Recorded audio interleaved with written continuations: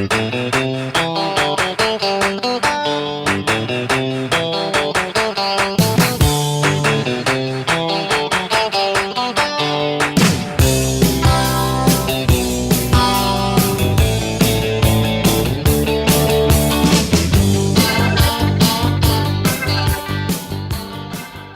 evening, everyone. My name's David Lyons. This is the RSL show. And I have Keith Harrison, my co-host, with me. Keith, did you have a good Christmas? Did, David. Thank you very much. Quiet one. Very nice, wasn't it? Ours was relatively quiet. Well, but all the family came over. Did yours? No, ours are all away. That's why it was quiet. But no littlies, just oldies. Yeah. But you had a good time? The same. You had a good time? Yeah, lovely time. Yeah. Excellent. And our guest, you had a good time too. I did. Thank Welcome you very back. much. Welcome back, Greg. Thanks, David. Thanks, Keith. For those of you listening, our guest from last week, Group Captain Greg Weller, has returned tonight to talk to us about something that's very dear to his heart. We were very fortunate last week that Greg brought in Laney. Wasn't it a good interview? Yes. And we've kicked off the epic flight, the greatest air race, about the Smith Brothers flight. So it'll be the centenary in 2019, which isn't that far away. But the actual flight itself was November, December. Yeah, I think she said 20 days, I think she said? 28 days. 27 days, 20 hours. Isn't that amazing? Something like that, yeah. So there's the so much that we didn't squeeze in, but we will through next year. Well, I spoke to her off air, and we're going to coordinate with Greg, and she might pop back another couple of times to talk about different aspects. I might mention that that the Greatest Air Race has its own Facebook page, which RSL South Australia has done a like and will share and all that kind of thing. And Epic Flight Centenary will probably be under the auspices, or I know it is under the auspices of History SA. They will probably have a lot more electronic. So all the social media for the Epic Flight Centenary is coming out under the History Trust of South Australia Facebook page, or social media pages. The Greatest Air Race Facebook page is for the documentary that Laney's running. So, and it was something we didn't quite talk about last week, but next year there's going to be a documentary that Andy Thomas, who's the patron of the Epic Flight Centenary, is narrating and presenting. And so they've been doing a lot of filming over the last couple of weeks around here. It really is the word awesome and awe in the proper context of that flight. Yeah. The excitement, the danger. The danger was incredible. The sheer logistics of it. What I didn't ask, and I know they were 300 and something horsepower engines. Do you know, Greg? Were they normal fuel? Were they petrol? Yeah, so Rolls Royce. So normal fuel, and so they were flying 8-9 hours during the day. They had pretty long flights, particularly over the Mediterranean, particularly over the Middle East. So flying through deserts, through storms, through the tropics. Incredible tales, and we'll go through those next year. There'll be some amazing stories to come. So, folks, if you'd like to go and see this aeroplane, it's at the Adelaide Airport in the staff car park in its own special. I've heard people call it a hangar. I don't know if that's the proper. It's a climate-controlled environment. It's like a showroom, isn't it? It's a showroom. Yeah. So it's actually the Vickers Vimy Memorial, and it was placed there in 1958. Wow. So it is well looked after by Adelaide Airport. But I think, as we're touching on last week, look out in a couple of years' time. I think it will be moved, and the Adelaide Airport have said that they will, and that they are looking at that.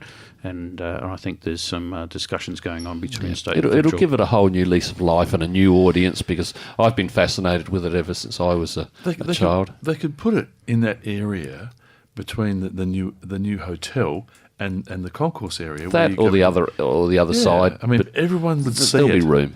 Yeah, for sure. Yeah, so no, it's a beautiful aircraft. It is large, maybe not by today's standards, but to me as a little kid, it was big. Yeah. Those huge wooden propellers. So those propellers, they literally came within a foot of the of where they were sitting in the cockpit. Yeah. And Sir Ross Smith in his book about it talks about the thundering noise that just kept on droning there for hours on end. Yeah. Anyway. Yeah. Yes. Jolly good. Now, do you want to talk about some phone numbers and Oh, look, Twitter perhaps and things? if Or should we go straight into Greg? Well, I might forget at the end. So You could. the phone number for Well, we might run out of RSL time. State Branch is 81007300. The email is admin@rslsa.org.au. Twitter?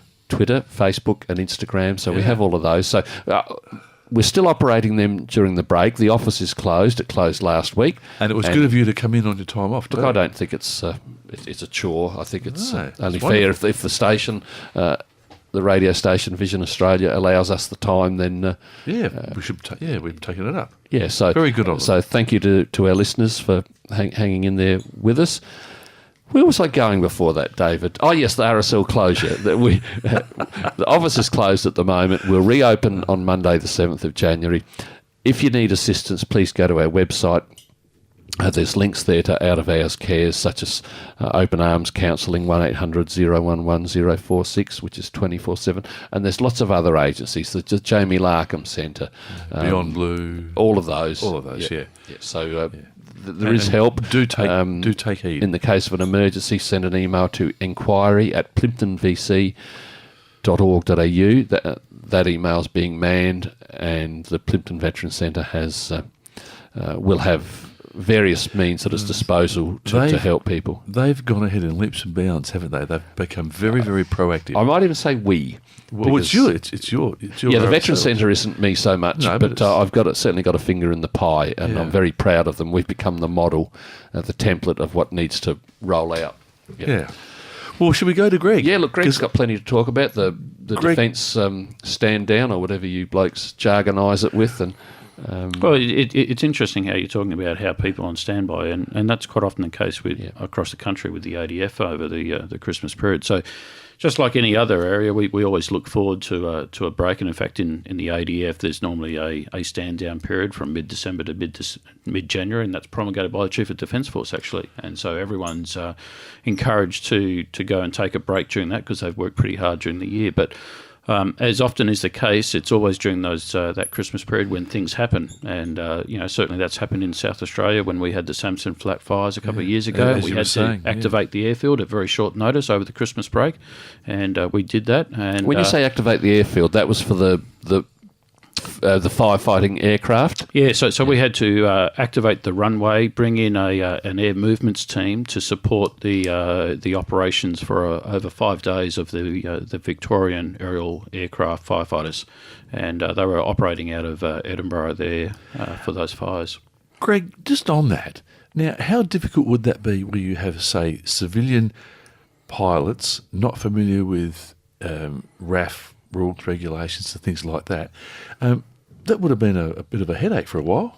They came in seamlessly, and Really? once we worked out the left and right of arc of what they wanted to do Yeah, and how they operated and how we could Seamless, work with them, it was seamless operation. Yeah. And remember, we do that for all sorts of different Yeah, of aircraft course. operations. Do any of the outside agencies like Salvation Army and Red Cross come in to assist with feeding them and supplementing them in any way, or is it all handled in-house? So for that one, the Victorian CFS just literally came in and they supported their personnel. In fact, we were willing to provide accommodation on base. They didn't need it. They had that all sorted out. We were able, we could have provided meals and things like that. They were happy. They had sourced that outbound. What a What they were slick looking operation. for was fuel. Wow. What they were looking for was somewhere where they could put their fire retardant. They were looking for an operations room. They were looking for air traffic control to run the airfield. And they were looking for a runway to land their aircraft. A dozen movements a day type of thing over a period of time. And so within 24 hours, we had that runway up and running. We had the air movements personnel. Were they using the main runway? Yep. We've only got the one? We've only got the main runway at Edinburgh. So that's a classic example of how we just operate. And you think about the all the other natural disasters that always happens around the Christmas period. You think of When everybody's gone the Boxing away. Day tsunami up in Southeast Asia, and that How was a awful was classic that? one where the ADF just turned around within a couple of days and started running in relief operations. Well-oiled machine. The same thing happened for Fiji when they had their cyclone in 2014, I think it it was. Once again, the ADF just went into that crisis mode to support regional neighbours with relief operations. So we always have people on standby to do that. At the same time, remember, over this Christmas break, we've probably got about 800 ADF personnel deployed overseas, doing all sorts of operations around the globe. So while a lot of us are at home with families, enjoying Christmas and the New Year period, a whole bunch of others are actually away for the Christmas period. And we have to be vigilant. So they are on operations, and that's the way it is. And look, there's, for us and for me, we found a tragic story of a South Australian a pilot and his crew who died on Christmas Day in 1943 when they were on a mission against Rabaul in a Beaufort bomber. So Thomas Kleinig, flying officer, and he'd only been in New Guinea for a couple of months. He had literally just joined the Air Force that year.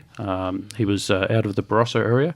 And unfortunately, his aircraft had a hung bomb after the mission, so they actually flew against Rabaul, successfully prosecuted that mission, but coming back to land, they had a hung bomb, and that detonated upon landing and blew up and killed everyone on board on Christmas Day. So it's tragic, isn't it? Tragic things happen on Christmas Day. Yeah. Did they not realise, well, obviously we don't know, but I assume they didn't realise the bomb was there. Didn't anyone on the ground try and indicate that there was a bomb they there? would know if it was hung. They would know. It's believed that they knew, and in fact, the aircraft. There's stories of it bouncing, and it was on the second bounce when it exploded on landing at the airfield. That's tragic, isn't it? So it just he's remembered, Greg. Yeah, so we have his logbook up at the airbase. In fact, this year we ran into some of his family, and we brought them out with the Mayor of Playford, because it was actually Playford Council who found the logbook 4 years ago. Yeah. So we're proud of that. It's important for us to always have those connections to our heritage. They're part of our legacy, the legacies that we've inherited, and we try to build that into our new people as they come into the Air Force. That's very admirable. All really good. Any other announcements, Greg? Did you want to talk about any activities? Yeah, look, I just flagged. So we've recently published our new Welcome to Edinburgh Defence Precinct glossy handbook. Beautiful. It's a great publication. Is not giving it its proper. So this is one. It's a way of letting our new folk who are posted into Edinburgh understand the services on and off base.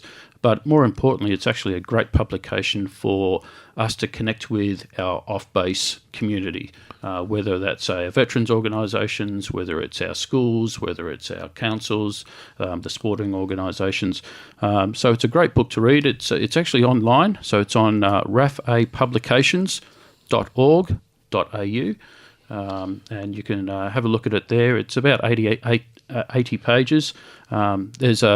This year was the first time we put 5 pages on the veterans community in there, and there's some great bursts there on legacy, RSL, RAAF Association, Veterans SA, and that was really important for us to help those organisations connect with our current serving people as well as the veterans out there. I must commend you, Greg, because you more than anyone, I think, has done what you've done to promote the base, the Air Force in general, with the community, with the veteran community, with the public, and all that kind of thing. You've done a tremendous job. It's important. This is how we operate together. It's not one organisation. It's about how all of our organisations support each other and build partnerships and relationships. That's how we can best work with each other. And exactly. So that's and it's working very well. Yeah, it's working Greg, for a number very of well. years, Air Force have had a display at the Adelaide 500. Any plans? Yep. So we're doing that. So that is the 28th of February to the 2nd of March, and I'm pleased to say that in the Air Force marquee we'll have RSL, Legacy, as well as the Epic Flight Centenary. Beautiful. We'll have a display there. I think it'll probably be Keith and I. So come down and see us. The cooler. But it'll be in the large Air Force marquee, and we'll have our standard air weapons display with you guys. Yeah, well, Greg, hopefully sometime early next year we'll have you in and we'll talk more about this. Everybody, I wish you a happy new year. Wish my colleagues here in the studio and to our listeners. To you guys and everyone out there. That's good. I want to go back and watch the cricket. Good night.